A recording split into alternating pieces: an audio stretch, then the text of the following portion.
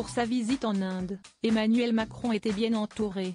En effet, comme l'a relaté le HuffPost dans un article en date du jeudi 25 janvier, le président de la République était accompagné du ministre des Affaires étrangères Stéphane Séjourné, du ministre des Armées Sébastien Lecornu, de la ministre de la Culture Rachida Dati, mais aussi du célèbre Thomas Pesquet. Si la présence du spationaute a pu en surprendre certains, surtout après ses récentes déclarations, qui ont beaucoup rassuré sa maman, il n'est en fait pas étonnant qu'il ait fait partie du voyage. Comme l'ont expliqué nos confrères, rapportant des informations de l'Élysée, l'un des buts de cette visite était de consolider le partenariat entre la France et l'Inde, y compris au niveau spatial. En effet, ce partenariat stratégique porte sur 3 piliers principaux, les questions de sécurité et de souveraineté, la défense, mais aussi le cyber et le spatial.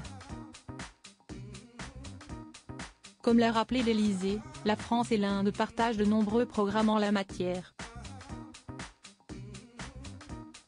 La présence de Thomas Pesquet, toujours prêt à répondre aux sollicitations, était donc une façon de montrer le fort intérêt que porte la France à ce domaine et à ses enjeux, aussi bien en termes de lanceurs, d'exploration, de vol habité que de surveillance maritime.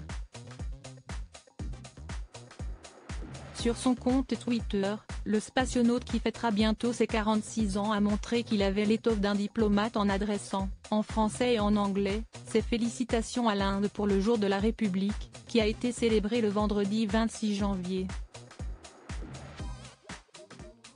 Supérieur à Emmanuel Macron et Rachida Dati en Inde, leur voyage en images. Un fin diplomate. Dans son message agrémenté de vidéos de l'événement, Thomas Pesquet a loué le superbe défilé célébrant les 89 ans de l'entrée en vigueur de la Constitution de l'Inde, tout en montrant qu'Emmanuel Macron ne s'y était pas trompé en lui demandant de l'accompagner. En effet, celui qui se prépare pour la mission Artemis II, espérant devenir le premier Français à marcher sur la Lune, a souligné que le dit défilé avait fait la part belle aux projets scientifiques et spatiaux, précisant « On a pu dire hello au lanceur indien GSLV-M3 et à la sonde Chandrayaan-3 arrivée sur la Lune le 23 août dernier. Bravo l'ISRO », note de la rédaction, Organisation indienne de recherche spatiale. Article écrit avec la collaboration de 6 médias Crédit Photo, Dominique Jacovide.